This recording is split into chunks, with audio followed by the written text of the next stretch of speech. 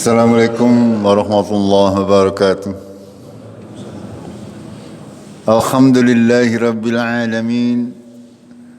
Nahmaduhu wa nasta'inuhu wa nastaghfiruh wa na'udzu billahi min sururi anfusina wa min sayyiati a'malina. May yahdihillahu fala mudilla lahu wa may yudlilhu fala hadiya lahu. Asyhadu an la ilaha illallah wahdahu la syarika lahu. وأشهد أن محمدا عبده ورسوله اللهم صل وسلم وبارك على محمد وعلى آله وعلى أصحابه أجمعين أما بعد قال الله تعالى في كتابه الكريم أعوذ بالله من الشيطان الرجيم يا أيها الذين آمنوا اتقوا الله وقولوا قولا سديدا يصلح لكم أعمالكم ويغفر لكم ذنوبكم وَمَن يُطِعِ اللَّهَ وَرَسُولَهُ فَقَدْ فَازَ فَوْزًا عَظِيمًا. Jemaah maghrib rahimakumullah, senantiasa marilah kita bersyukur kepada Allah atas segala nikmat, atas segala karunia, atas segala hidayah yang sudah diberikan kepada kita semuanya. Tidaklah kita bisa melakukan apapun juga tanpa ridha dari Allah. Kehidupan ini ketika Allah meridhai kita, maka semuanya akan berjalan dengan mudah. Allah mengatur itu semuanya agar supaya kita bisa menjalaninya dengan benar sesuai dengan ketentuan Allah tabaraka wa taala. Hal ini juga berlaku ketika kita mempelajari sirah nabawiyah, salah satu contoh kehidupan yang sempurna dari seorang manusia yang sempurna, yang senantiasa kita jadikan panutan untuk menghadapi segala permasalahan kehidupan dunia. Bagaimana Rasulullah SAW selama kurang lebih 23 tahun dari masa-masa kenabiannya, seluruh sendi kehidupannya, seluruh waktunya beliau curahkan untuk berjuang di jalan Allah tabaraka wa taala. Bukan Rasulullah tidak pernah menganggap bahwa dia berjasa kepada Allah, tidak pernah sama sekali. Tidak pernah menganggap bahwa dirinya adalah yang menjadi sebab berkembangnya agama Islam, tidak pernah. Beliau hanya melaksanakan apa-apa yang diperintahkan oleh Allah tabaraka wa taala. Semuanya dijalankan berdasarkan wahyu, sehingga tidak merasa berbangga diri, tidak sombong, tidak merasa lebih dari yang lain. Itulah Rasulullah Sallallahu Alaihi Wasallam. Begitu juga dengan kita. Ketika kita melaksanakan kebaikan-kebaikan yang ada di sekitar kita, janganlah berbangga diri, menganggap kita ini telah berbuat sesuatu atau berjasa kepada lingkungan atau berjasa kepada agama misalnya. Allah tidak membutuhkan itu semuanya. Ya, Allah tidak membutuhkan bantuan kita. Akan tetapi kita yang membutuhkannya. Kalau ada seseorang yang berjuang di jalan Allah, di jalan agama, ya, jangan pernah merasa bangga dengan dirinya, jangan pernah merasa berjasa kepada agama ini. Karena Allah dengan caranya sendiri akan senantiasa mengunggulkan agamanya dibanding agama-agama yang lain. Ini yang harus kita pahami dari pelajaran-pelajaran yang ada di sirah nabawiyah yang sudah kita pelajari. Sudah kita kaji setahap demi setahap. Kita akan memasuki periode Fathu Makkah, ya, yaitu pembebasan kota Makkah. Hal ini terjadi sekitar tahun 8 Hijriah, di akhir-akhir hidup Rasulullah Sallallahu Alaihi Wasallam. Terakhir kita sudah membahas terkait Khaybar, ya. Perang dengan suku Yahudi, perang Khaybar di kota Khaybar. Ketika terjadi peperangan Khaybar itu kaum muslimin sudah terkenal di seantero Arab, ya. sudah mempunyai kekuatan yang bisa mengalahkan siapa saja. Karena periode setelah perjanjian Hudaybiyah, kaum muslimin bisa berdakwah secara aman. Rasulullah bisa mengirimkan dai-dainya ke seluruh pelosok tanah Arab. Sehingga bangsa Arab pada waktu itu mengenal agama Islam dengan benar melalui dai-dai yang diutus oleh Rasulullah Sallallahu Alaihi Wasallam. Itu. Setiap dai dibekali oleh Rasulullah dengan ilmu-ilmu syariat yang mumpuni. Akan tetapi dalam perjalanannya banyak juga di antara dai-dai yang diutus oleh Rasulullah mendapat perlawanan, bahkan sampai banyak yang terbunuh. Ini perjuangan para sahabat radhiyallahu anhum. Ya, kalau zaman sekarang ya tidak begitu. Tapi kalau zaman dahulu ya, tahun-tahun 50-an itu hampir sama ceritanya. Banyak di antara dai-dai kaum muslimin yang mengajarkan agama Islam ditentang oleh masyarakat sekitar karena memang bertentangan secara akidah, bertentangan dengan akidah yang berlaku di tempat tersebut. Akan tetapi dari pelajaran sirah nabawiyah kita tahu ketika Rasulullah mendakwahkan agama Islam di tempat yang di sana terdapat penyembahan berhala selama kurang lebih 500 tahun. Artinya sudah Sudah nyokot nggih akidah tersebut. Mereka menyembah Lata, menyembah Uzza, yang membuat patung, ya. Itu perzinahan merajalela, ya, yang namanya minuman keras itu ya dijual bebas. Namanya pelacuran juga terjadi di mana-mana. Dan agama Islam membawa aturan yang sama sekali baru, yang bertentangan dengan pemahaman mereka. Dan qadarullah hampir kurang lebih 23 tahun itu baru terasa atau bisa dirubah itu semuanya, kebiasaan-kebiasaan buruk. Dan tonggaknya adalah ini, Fathu Mekah ini, yaitu pada saat terjadinya pembebasan kota Mekah. Kita akan mempelajarinya sedikit. Jemaah rahimakumullah,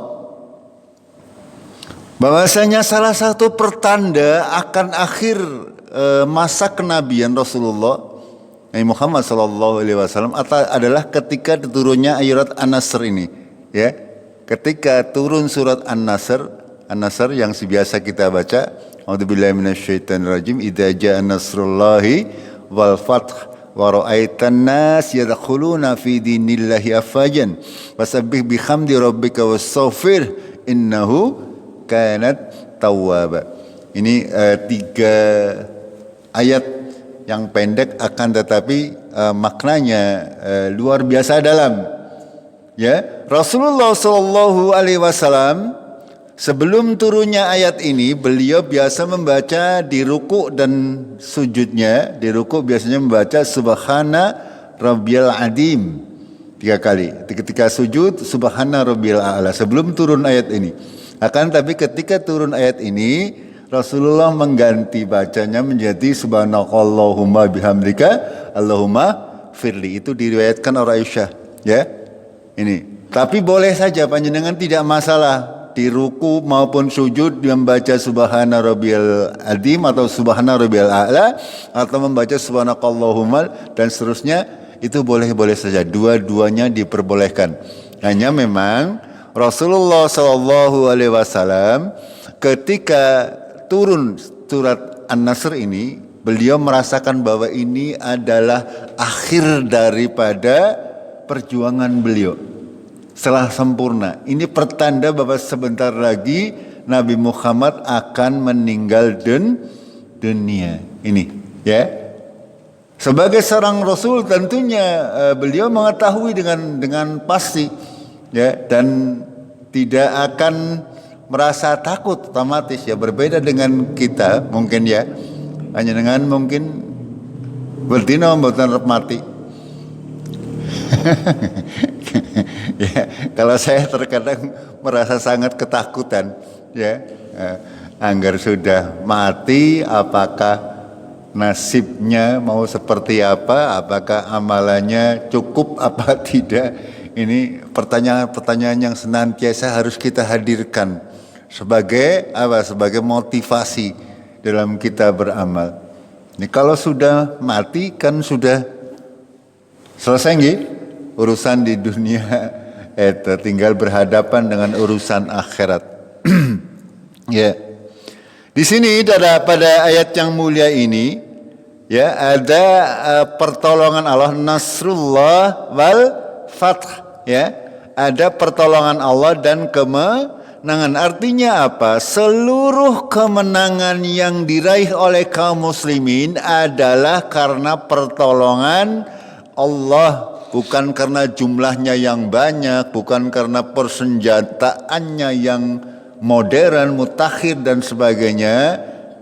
Itu semuanya adalah karena pertolongan Allah Tabaraka wa Ta'ala.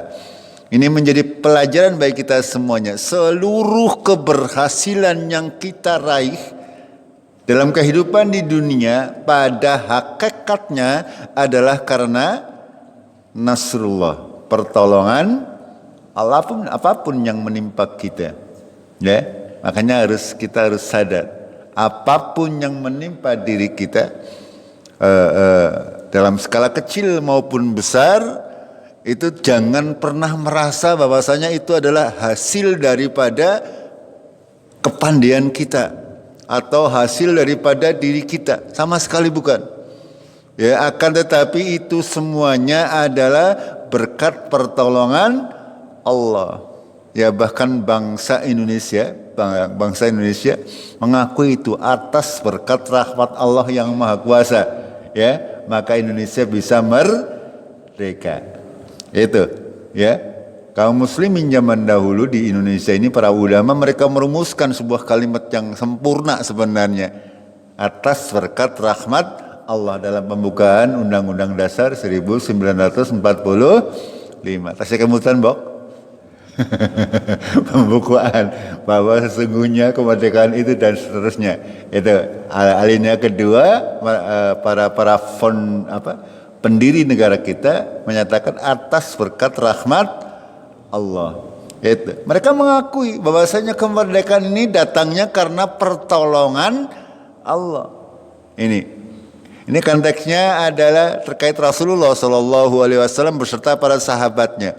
Mereka yang tadinya hanya 1-2 orang, jangan tahu pada saat pembebasan kota Mekah, Rasulullah datang ke Mekah dengan membawa pasukan kurang lebih berjumlah 10.000. Ya, sudah luar biasa.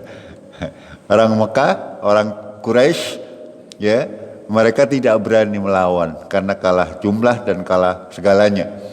Itu para gembong-gembong orang Quraisy itu mereka sudah banyak yang masuk Islam.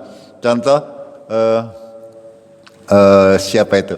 Khalid bin Walid, ya, pemimpin Quraisy yang terkenal pandai dalam urusan peperangan, yang mengalahkan Rasulullah ketika perang Uhud, ya, pada akhirnya adalah masuk Islam sehingga menjadi berbalik membela Rasulullah Sallallahu Alaihi Wasallam. Itu termasuk nanti Abu Sofyan, ya, gembongnya orang Quraisy yang memusuhi Rasulullah, nanti pada akhirnya akan masuk Islam ketika penaklukan kota Makkah. Ya. Pada ayat kedua Allah menggambarkan wara'aitan nas, dan kamu akan melihat manusia yadkhuluna, mereka memasuki fi dinillah, ke dalam agama Allah, afwajan, secara berbondong-bondong. Ya, ketika pintu hidayah sudah dibukakan oleh Allah Tabaraka wa Ta'ala, maka orang dengan sukarela akan masuk agama Islam secara berbondong-bondong. Ini semuanya karena pertolongan daripada Allah Tabaraka wa Ta'ala. Allah menghendaki agama Islam itu hidup ya di Jazirah Arab dan akan menyebar luas dan pada akhirnya sampai hari ini sampai di tempat kita, tempat terpencil di desa kita ya yang jauh dari Jazirah Arab mengenal agama Islam ini. Alhamdulillah ya. Kata Rasulullah, beruntung orang yang sempat bertemu dengan saya, dengan Rasulullah dan beriman. Lebih beruntung lagi orang yang tidak sempat bertemu dengan Rasulullah tetapi beriman seperti kita. Ya, kita tidak mengenal Rasulullah, tidak mengetahui seluk-beluknya zaman kehidupannya, tidak menemui beliau, akan tetapi Allah memberi petunjuk kita untuk mengimani beliau. Ini beruntung, kita ini beruntung yang diberi hidayah oleh Allah Tabaraka wa Ta'ala. Lalu di ayat yang ketiga, fasabbih bihamdi rabbika, dan bertasbihlah dengan memuji Tuhanmu, wastaghfir, dan mohon ampunlah kamu kepadanya, innahu kanat tawwaba, sesungguhnya Allah Maha penerima taubat. Ini 3 ayat yang pendek akan tapi maknanya sangat luas. Ya, Rasulullah sangat tahu ketika diturunkan ayat ini itu tanda-tanda bahwa ajalnya sudah dekat. Ya, yang namanya Rasul ketika semuanya sudah disampaikan berarti tugasnya selesai. Kalau tugasnya selesai berarti mati kan niku. Hanya dengan juga seperti itu, kalau sudah selesai tugasnya di dalam kehidupan dunia sudah selesai, sudah memasuki masa pensiun, ya siap-siap Arab mati harus niku bok, itulah. Tapi jangan menganggap sing masih nom-nom lah masih suwe aja seperti itu, ya. Karena ajal ini tidak ada yang tahu, ya. Di tempat yang lain Allah menunjukkan betapa besarnya keutamaan orang-orang berjuang di masa awal-awal Islam. Allah berfirman, la yastawi minkum man anfaqa min qablil fath wa qatal. Tidaklah sama orang yang menafkahkan hartanya berjuang di jalan Allah min qablil fathi wa qatal, ya, sebelum datangnya kemenangan dan bertempur di jalan Allah. Ya, artinya orang-orang yang sabiqunal awalun, orang-orang yang pertama masuk Islam, jelas derajatnya lebih besar daripada orang-orang yang masuk Islamnya kemudian. Artinya generasi salaf kita, mereka di mata Allah itu adalah lebih besar karena mereka benar-benar berjuang dengan harta, dengan tenaga, dengan pikiran, bahkan dengan nyawanya. Bahkan mereka rela mengorbankan keluarganya, mengorbankan anaknya, mengorbankan istrinya hanya demi untuk berjuang membela agama Islam. Sementara kita panjenengan, ya, belum ada yang dimintai mungkin berkorban sampai sedemikian rupa seperti para sahabat radhiyallahu anhum. Mereka disiksa, mereka dilanda kelaparan, ya, mereka dikucilkan dari masyarakat. Itu, ya, Allah menyatakan demikian. Nih, la yastawi, tidak sama di antara kalian orang-orang yang menafkahkan hartanya sebelum datangnya kemenangan dan mereka berperang sebelum datangnya kemenangan. Mereka semuanya punya derajat di mata Allah. Baik yang mereka beriman sebelum Fathu Mekah atau sesudah Fathu Mekah. Sudah Fathu Mekah memang Jazirah Arab sudah dikuasai oleh Rasulullah SAW, Saudi Arabia khususnya. Ya, suku-suku banyak di antara mereka yang sudah menjadi pengikut Rasulullah SAW, karena pada perjanjian Hudaybiyah sudah ada perjanjian damai sehingga Rasulullah bebas berdakwah. Siapa yang mau ikut orang kafir ya silahkan, siapa yang mau ikut agama Islam ya silahkan. Dan itu semuanya dengan pertolongan Allah banyak di antara orang-orang suku Arab mereka mengikuti dakwah Islamiyah. Sehingga banyak di antara suku-suku Arab mereka masuk Islam. Ulaika a'dhamu darajatun minal ladzina anfaqu min ba'du wa qatal. Mereka itu derajatnya lebih mulia daripada orang-orang yang menafkahkan hartanya atau berperang sesudah Fathu Makkah. Ini makanya Fathu Makkah ini sebuah periode di mana ada tingkatan. Orang yang masuk Islam setelah Fathu Mekah dengan orang yang masuk Islam sebelum Fathu Mekah ini derajatnya lebih mulia secara umum ya, secara umum. Walaupun mungkin ada orang-orang yang walaupun masuk Islamnya carry akan tapi derajatnya lebih tinggi daripada orang-orang yang masuk Islamnya duluan, ya ada juga. Secara umum seperti itu.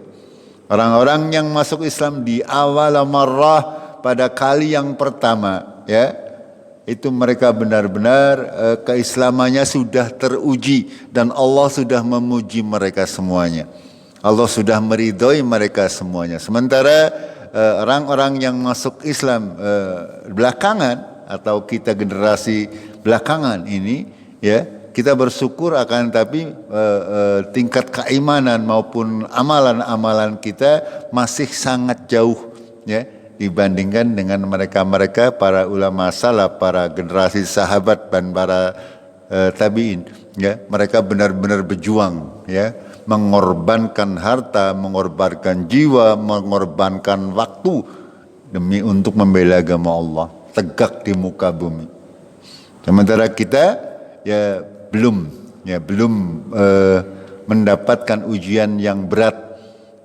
Kita paling-paling diuji untuk istiqomah di dalam beribadah, paling-paling diuji untuk menafkahkan hartanya, itu saja.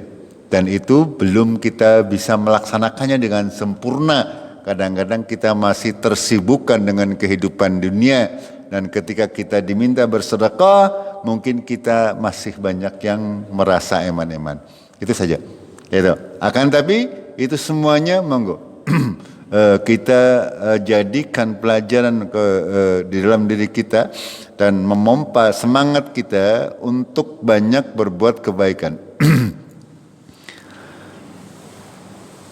Di akhir ayat Allah berfirman, wa kullan semuanya wa'adallahul husna, Allah menjanjikan kepada mereka al-husna, kebaikan-kebaikan. Jadi tidak masalah ya, baik yang beriman zaman dahulu maupun zaman yang carry sing disit ataupun sing carry, semuanya mendapatkan derajat yang berbeda, akan tapi semuanya baik akan mendapatkan kebaikan tergantung daripada amalan-amalan yang mereka perbuat. Itu maknanya. Ini ayat-ayat ini menandakan bahwasanya fase dakwah Rasulullah itu mendekati masa akhir kerasulan Rasulullah Sallallahu Alaihi Wasallam, ditandai dengan penaklukan kota Makkah. Itu. Jemaah rahimakumullah, penaklukan kota Makkah itu terjadi sekitar tahun 8 Hijriah, ya, tahun ke-8 semenjak Rasulullah berhijrah ke Madinah, dan Rasulullah itu tinggal di kota Madinah selama 10 tahun. Berarti kira-kira usianya tinggal berapa Rasulullah? Garirong tahun kurang lebih gitu. Ya, ketika Fathu Mekah ini. Sebabnya diantaranya adalah pelanggaran perjanjian. Orang Quraisy dan kaum muslimin itu sudah mengadakan perjanjian damai selama 10 tahun. Ya. Dan masing-masing suku di Jazirah Arab boleh mengikuti salah satu pihak, baik boleh mengikuti Quraisy maupun mengikuti kaum muslimin. Di sini disebutkan ada 2 suku, ya, Bani Khuza'ah dan satu lagi adalah Bani Bakar. Bani Bakar ini terdapat permusuhan dendam lama.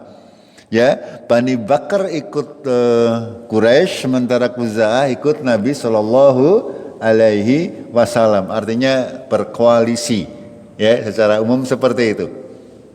Ya, Bani Bakar itu koalisinya dengan Quraisy, sementara Khuza'ah adalah koalisinya dengan kaum muslimin di Madinah.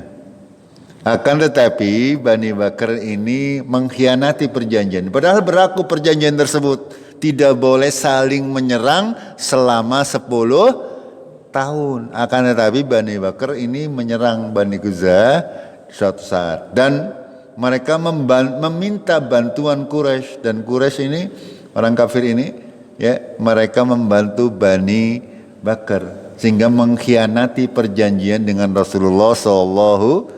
Alaihi wasallam. Lalu Bani Bakar mengadu kepada Rasulullah sallallahu alaihi wasallam terkait dengan pengkhianatan atau pelanggaran perjanjian damai yang dilakukan oleh Quraisy, karena Quraisy membantu Bani Bakar di dalam pertempuran dengan Bani Quza'ah. Ini pangkal permasalahannya. Kenapa yang tadinya semestinya perjanjiannya masih berlaku selama 10 tahun, ya, perjanjian Hudaybiyah baru berjalan sekitar 2 tahun, karena perjanjian Hudaybiyah terjadinya pada tahun 6 Hijriah seperti yang sudah kita pernah pelajari. Ya, tahun ke-6 Hijriah terjadi perjanjian Hudaybiyah yang menyatakan perdamaian selama 10 tahun. Semestinya sampai dengan tahun 16 masih tidak ada perangan. Akan tapi pada tahun ke-8 orang Quraisy sudah mengingkari perjanjian tersebut, sehingga Rasulullah bersiap-siap untuk melakukan pembebasan kota Mekah. Itu ya. Nih dari Bani Kinanah tadi mereka mengadukan kepada Rasulullah Sallallahu Alaihi Wasallam. Lalu beliau bersabda yang artinya, engkau telah mendapat pertolongan. Ini yang mengadukan adalah Amir bin Salim. Ya, artinya Rasulullah sudah mendapatkan wahyu dari Allah Tabaraka wa Ta'ala agar supaya menaklukkan kota Mekah. Ini maksudnya. Akan tetapi begitu orang Quraisy yang mendengar Bani Kinanah tadi mengadu kepada Rasulullah, Abu Sufyan sebagai pemimpin Quraisy merasa ketakutan, sehingga beliau datang ke Madinah minta pembaharuan perjanjian perdamaian. Mereka mengaku salah, sudah melanggar perjanjian. Ya, Abu Sufyan ini berusaha untuk meminta kepada Rasulullah Sallallahu Alaihi Wasallam untuk memperbaharui perjanjian perdamaian tersebut. Akan tetapi ya beliau tidak mendapatkan respon. Ya. Padahal salah seorang putrinya ini, Ummu Habibah, ini putrinya Abu Sufyan, menjadi istri Rasulullah Sallallahu Alaihi Wasallam. Ya, coba perhatikan ini kisah yang luar biasa ini. Setelah kejadian itu, Abu Sufyan pergi ke Madinah untuk mencoba memperbaharui dan memperkuat kembali perjanjian. Ia mendatangi putrinya Ummul Mukminin. Ya, Ummul Mukminin artinya sebutan untuk para istri Nabi Sallallahu Alaihi Wasallam, ibunya kaum mukminin. Kenapa demikian? Karena memang istri-istri Rasulullah itu menjadi ibu kita semuanya. Sampai meninggal dunia tidak boleh dinikahi oleh orang lain. Itu khusus untuk istri Nabi Sallallahu Alaihi Wasallam. Itu salah satunya yaitu Habibah binti Abu Sufyan. Ini datangi siapa nih? Bapak nih datang ke ini Ummu Habibah ini. Ya. Ketika ia hendak duduk di atas tikar milik Rasulullah Sallallahu Alaihi Wasallam, Ummu Habibah segera melipat tikar. Bapaknya teka Arab njagong neng tikar neng kelasane sing biasa diduduki Rasulullah. Buru-buru oleh Ummu Habibah dilipat. Aja kolah najis namanya seperti itu. Karena dia masih musyrik. Ya, orang musyrik itu najis. Itu ya hebatnya para kaum muslimin muslimat generasi salaf. Mereka benar-benar menjaga walaupun dengan orang tuanya. Secara hubungan biasa saja boleh.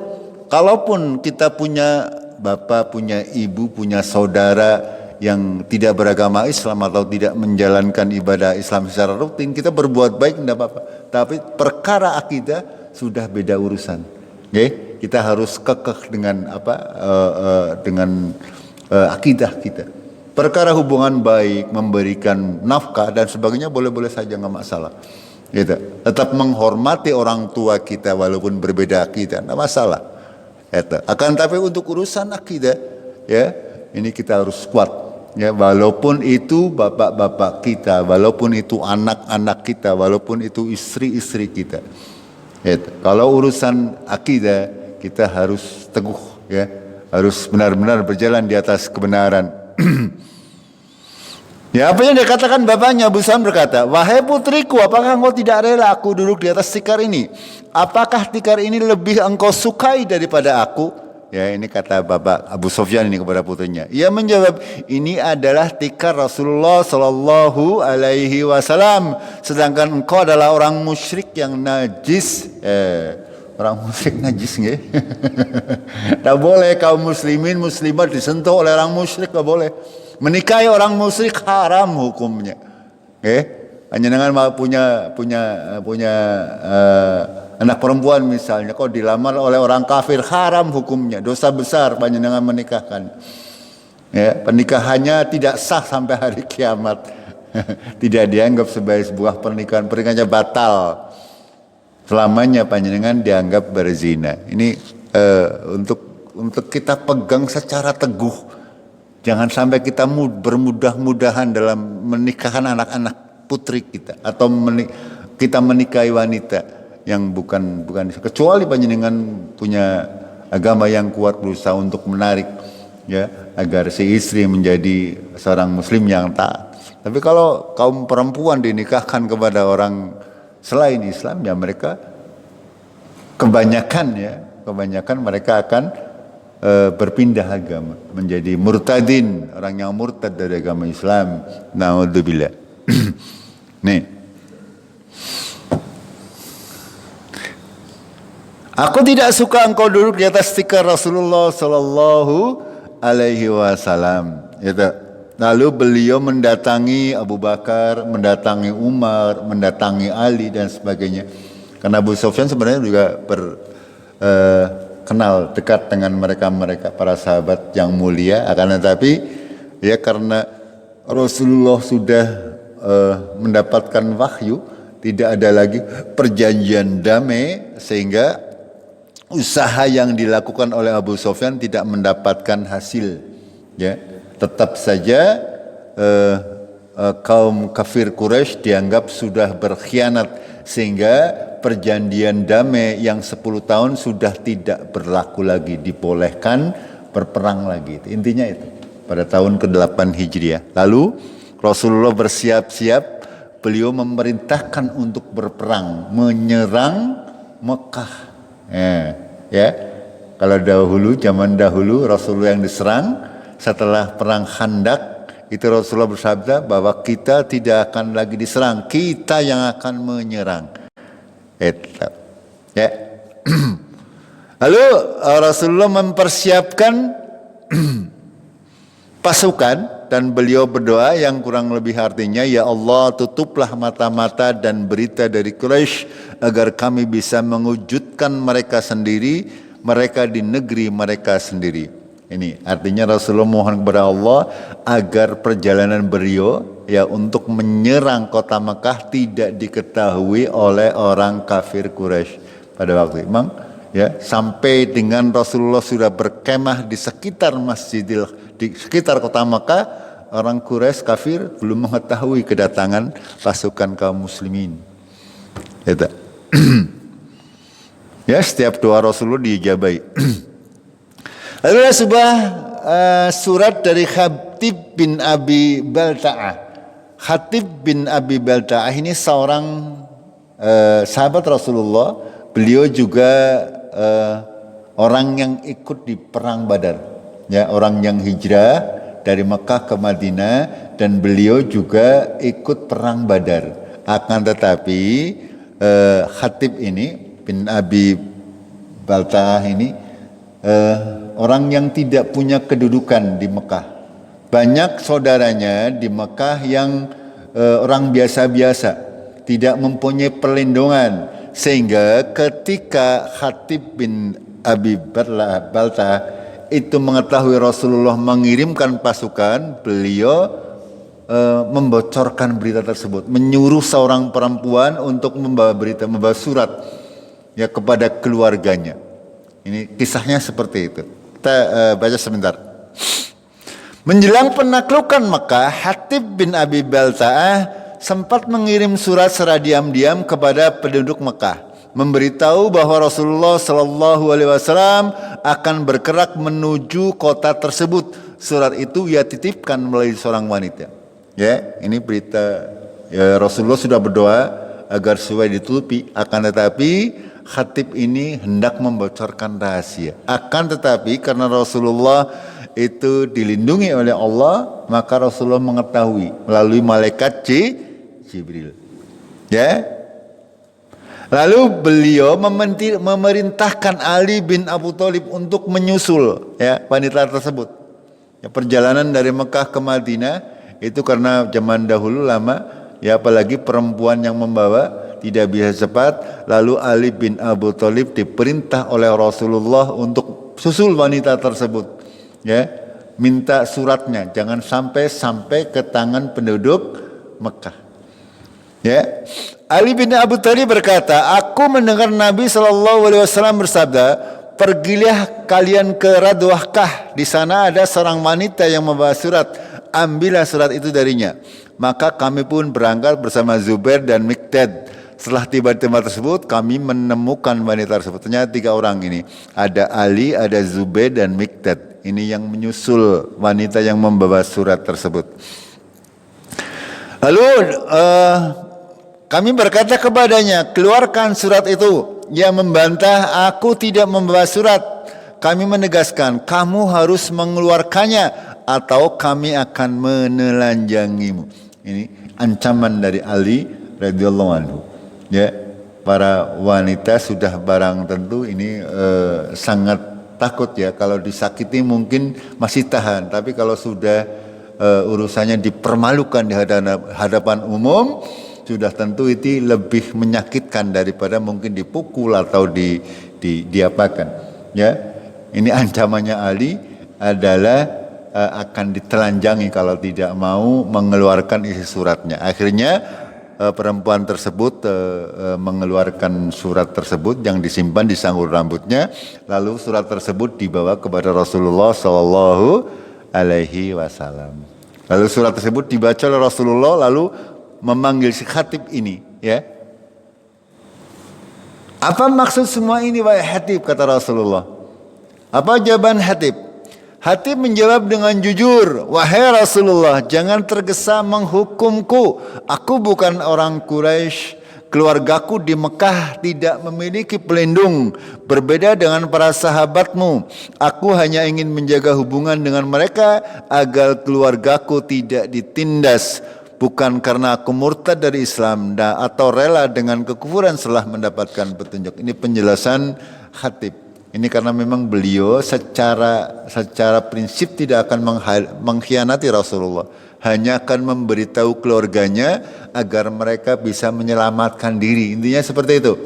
Ya, bukan berarti mau mendurhakai Rasulullah Shallallahu Alaihi Wasallam, hanya mungkin salah caranya. Gitu.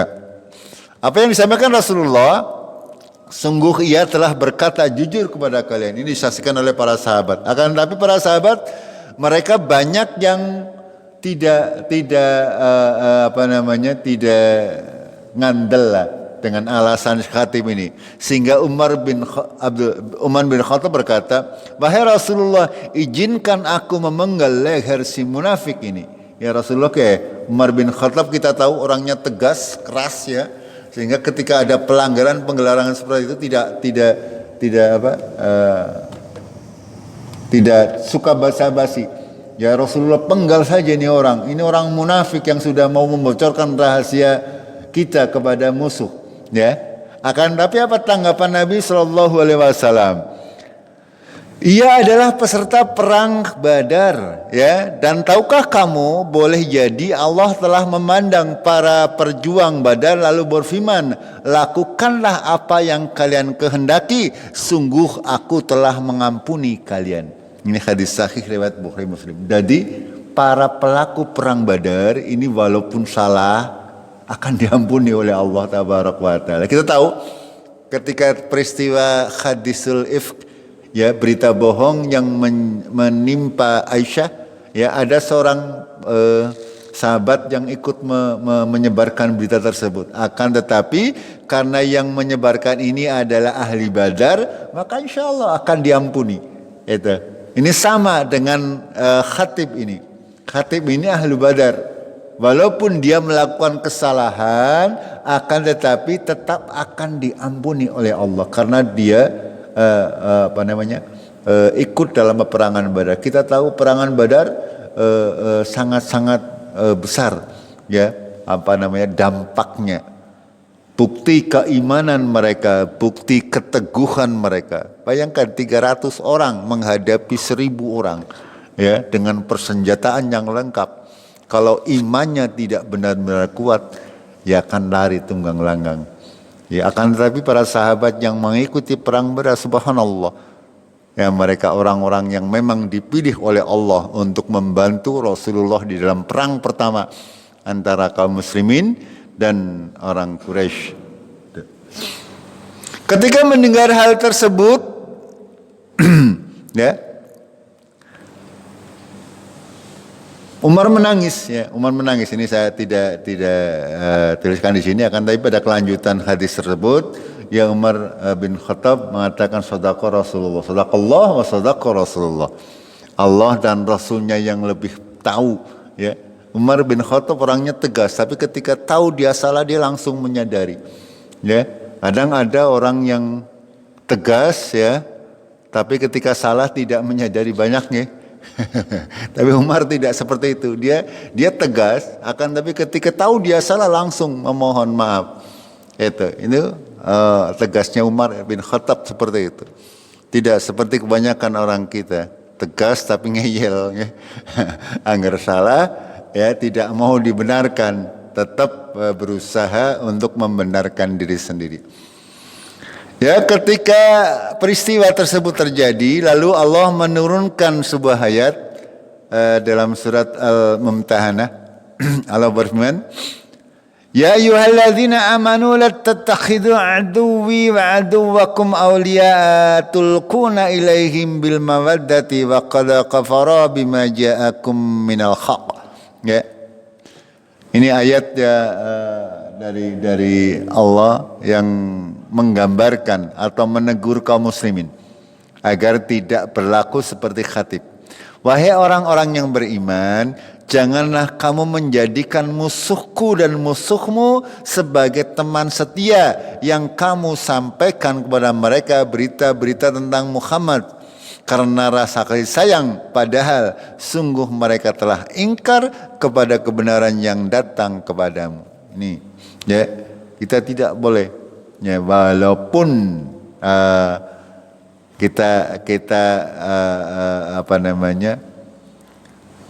yang orang yang memusuhi kita adalah saudara-saudara kita, ya, terkait dengan agama kita tidak boleh bermain-main, ya. Urusan dunia boleh, ya, kita bersilaturahmi, membantu orang saudara kita yang mungkin tidak beragama Islam. Akan tapi kalau sudah urusan agama, kita harus teguh, ya, benar-benar tidak membantu musuh-musuh Islam. Ya.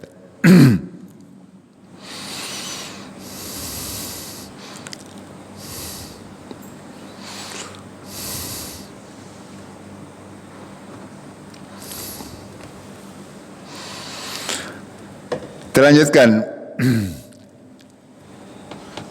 Lalu Rasulullah melakukan persiapan berangkat dari Madinah dengan membawa 10.000 pasukan, ya, 10.000 pasukan. Padahal tadinya, ya, ketika perang kemarin dengan Khaybar itu pasukannya baru sekitar 3.000. Ketika tahun ke-8 ini Rasulullah bisa mengumpulkan pasukan sebanyak 10.000, ya, 10.000 berjalan dari Mekah ke Madinah, ya. Ada yang berkendaraan baik kuda, ada yang pakai onta, ada juga yang berjalan kaki. Ya, panjenengan bisa bayangkan ya kalau panjenengan pernah lihat film-film kolosal ya seperti itu pasukan zaman dahulu. Itu 10.000 kata nopo semending. Kira-kira ada kumpulnya salapangan Cikadu mendeng nopo betul nggih. Kayaknya ya nggak cukup ya kalau 10.000. Ini bayangkan. Ya, kaum muslimin sudah sedemikian kuat. Dan di tengah perjalanan beliau menziarahi makam ibundanya, yaitu siapa? Aminah. Aminah itu memang meninggal ketika sehabis mengunjungi Madinah. Yang meninggal di antara Makkah dan Madinah, dan beliau menziarahi. Ini menjadi hukum syariat bahwa kita boleh berziarah kubur walaupun yang kita ziarahi adalah orang musyrik.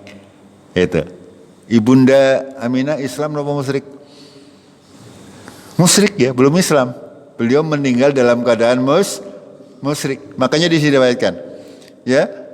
Dalam riwayat Sahih Muslim, Abu Hurairah radhiyallahu anhu berkata, Nabi menziarahi makam ibunya lalu beliau menangis. Rasulullah menangis dan membuat orang-orang di sekitarnya ikut menangis.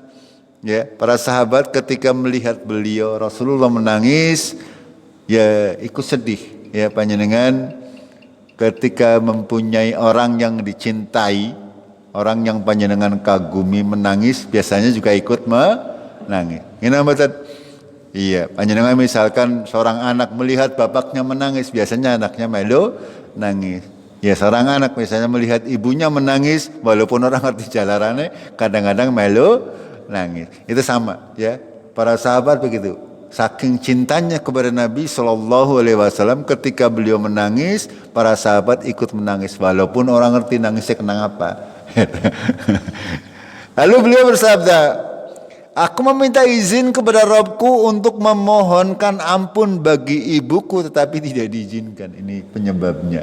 Rasulullah memohon ampun untuk ibunya karena ibunya mati dalam keadaan musyrik, akan tetapi tidak diizinkan. Artinya orang musyrik tetap saja walaupun gue biungnya Nabi tetap masuk neraka. Apa maning sih biungnya nyong pada maksudnya misalnya atau bapaknya nyong pada ya, orang tua kita kalau mereka meninggal dalam keadaan musyrik ya kita tidak akan diampuni oleh Allah Tabaraka wa Ta'ala.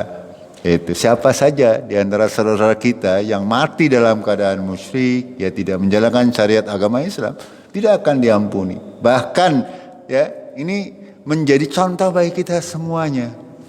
Ya, baginda Nabi, orang terpilih, orang yang diampuni, yang dipilih oleh Rasul, oleh Allah, bapak ibune ya tidak diampuni. Itu. Ya, ini menjadi contoh yang sangat bisa kita jadikan pelajaran bagi kita. Lalu aku juga meminta izin untuk menziarahi kuburnya, maka aku pun diizinkan. Karena itu ziarahilah kubur, sebab ia dapat mengingatkan kalian kepada kematian. Itu ya. Jadi sekali lagi fungsi atau maksud daripada ziarah kubur adalah untuk mengingat kematian, bukan jaluk apa? Jaluk nomor. Ada orang menziarahi kubur anggar utangnya kon lunas. Ya, misalnya ada seperti itu, atau meminta doa kepada sing wis mati nangudu bila ini musyrik, syirik besar, syirik akbar. Enggak boleh. Ya. Enggak boleh kita meminta-minta pada penghuni kubur.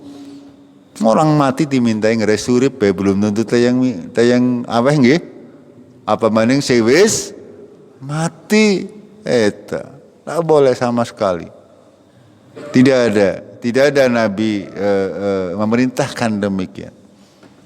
Harus berhati-hati ini permasalahan kubur ini. Karena memang Rasulullah wanti-wanti, jangan sampai kuburanku dijadikan tempat berkumpul. Nggak boleh. Karena mewanti-wanti, karena umat-umat terdahulu binasa karena hal ini. Ya orang-orang sekarang banyak yang mengziarahi kuburan-kuburan yang belum tentu kuburan itu benar. Kadang-kadang buku kuburan siapa dijenengi bae. Anggar wong sing orang ngerti ya percaya bae ngene mboten. Iya, kayak kuburan Abu Sapa dijenengi kayak anu Syekh sapa iku. Itu ya. Ini padahal itu larangan. Dilarang dalam agama Islam. Kita berziarah dalam rangka ibadah. Dalam kalau berziarah kubur ya kita ziarah sebentar. Hanya untuk berusaha mengingatkan akan kematian, bahwa kita akan seperti itu. Dalam sebuah hadis yang panjang dari Musnad Ahmad diriwayatkan bahwa hal itu terjadi pada perang Fathu Mekah. Dari Buraidah bin Al-Husayb radhiyallahu anhu disebutkan Rasulullah dalam perang Fathah keluar menuju kuburan. Ketika sampai dekatnya beliau duduk seakan-akan sedang berbicara dengan seseorang sambil menangis. Umar bin Khattab mendekat lalu berkata, "Wahai Rasulullah, apa yang membuatmu menangis? Semoga aku menjadi tebusanmu." Rasulullah menjawab seperti tadi, "Aku minta izin untuk menziarahi kubur ibuku, maka diizinkan. Dan aku minta izin memohonkan ampun baginya, tetapi tidak diizinkan." Nih. Dalam riwayat lain, "Aku minta izin kepada Rabbku untuk memohonkan ampun bagi ibuku, tetapi dia tidak izinkan. Lalu aku berada di sisi kuburnya hingga kedua mataku basah penuh air." Ini Rasulullah Sallallahu Alaihi Wasallam, ya, tidak akan bisa memberi manfaat kalau Allah tidak menghendaki, kalau Allah tidak meridhoi. Ya, kita makanya di dalam kita mendoakan siapapun juga kita lihat yang kita doakan. Kalau yang kita doakan misalnya orang tidak pernah sholat, ya percuma. Kita berdoa nanti meniran juga orang pasah. Gini betul? Iya. Kecuali dia masih hidup, kita boleh mendoakan masih hidup, moga diberi hidayah. Tapi kalau sudah mati urusannya sudah. Ini yang harus kita pahami. Kalau yang sudah mati urusannya sudah selesai. Dia pasti akan menjadi penghuni neraka. Malah dilarang kita memohon ampun untuk orang-orang kafir. Itu. Kalau masih hidup boleh kita doakan agar supaya orang tersebut mendapatkan hidayah, mau menjalankan sholat, mau menjalankan syariat agama Allah. Kalau sudah meninggal dunia dalam keadaan kafir ya sudah. Bahkan Rasulullah pun ditolak doanya. Ya. Ini sebagai pelajaran bagi kita semuanya. Mudah-mudahan kita semuanya ya bisa istiqomah dalam Islam kita dan meninggal dalam keadaan beragama Islam, tidak kafir, tidak musyrik, ya. Kita sampai di sini dulu. Ya, kita akhiri dengan kafaratul majlis. Subhanakallahumma bihamdik, asyhadu an la ilaha illa anta astaghfiruka wa atubu ilaik. Assalamualaikum warahmatullahi wabarakatuh.